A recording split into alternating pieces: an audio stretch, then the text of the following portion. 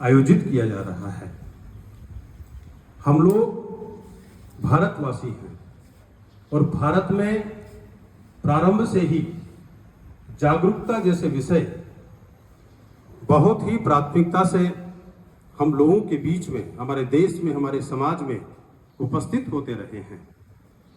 आज का विषय है स्पीक अप अगेंस्ट अब्यूज, अर्थात उत्पीड़न के खिलाफ, दुर्व्यवहार के खिलाफ आवाज उठाना। और इसी को समष्टि के रूप में, एक समरी के रूप में, परिवर्तनकारी मंगलवार के रूप में न्याय विभाग की ओर से, शिक्षा विभाग की ओर से उपस्थित किया गया है। मैं इस कार्यक्रम को प्रारंभ करूं उसके पहले मैं विद्यार्थियों को और मंच को भी संकेतित करना चाहूंगा कि हमारे भारत में वैदिक काल से ही, प्राचीन काल से ही जागरूकता के विषय को बहुत ही उपस्थित और प्राथमिकता के साथ लिया गया है। मैं मैम का ध्यान आकृष्ट करना चाहूंगा मेरे विचारों से कि स्पष्टतः लिखा है कि दंड शास्त्री प्रजा सर्वा दंड एवाभिरक्षति दंड सुप्तेषु जागर्ति दंडम धर्मम विधुर्वदा। दंड से लोग सुधरते हैं, ये सच नहीं है। दंड से कुछ हद तक सुधरते हैं, केवल ये सच है। दंड से व्यक्ति सुधरता नहीं है, केवल आगाह होकर के कुछ मात्रा में।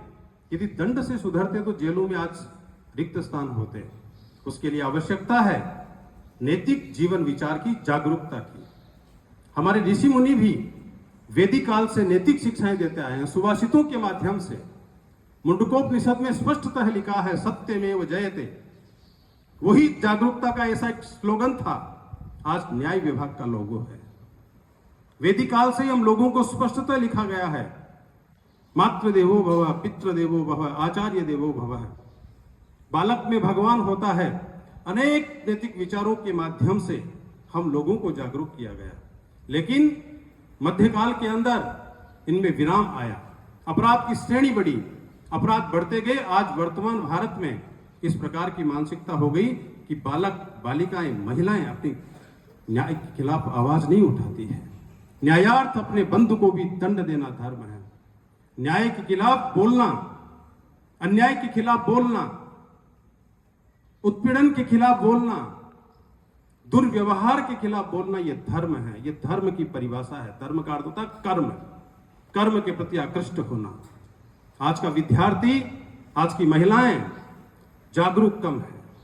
न्याय विभाग को लगा कि इन विद्यार्थियों को, राजस्थान के सभी विद्यार्थियों को, जैसा कि सोशल मीडिया के माध्यम से, समाचार पत्रों के माध्यम से हम लोग पढ़ते हैं, बच्चों के साथ दुर्व्यवहार होता है, महिलाओं के साथ दुर्व्यवहार होता है, महिलाएं चुप रहती हैं।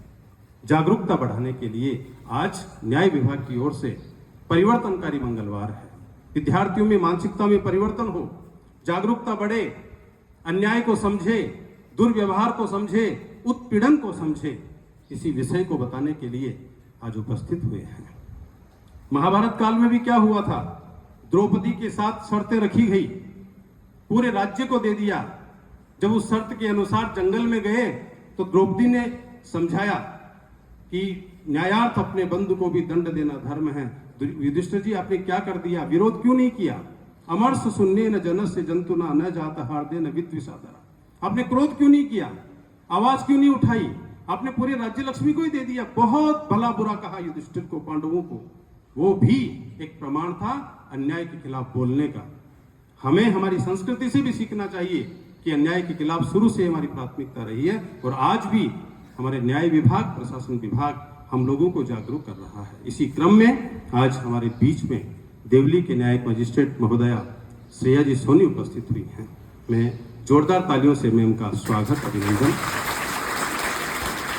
आप हमको अपनी विभिन्न सहज और सरल भाषा में आप हम लोगों को, सभी को, विद्यार्थियों के खिलाफ जो अन्याय होता है उसी को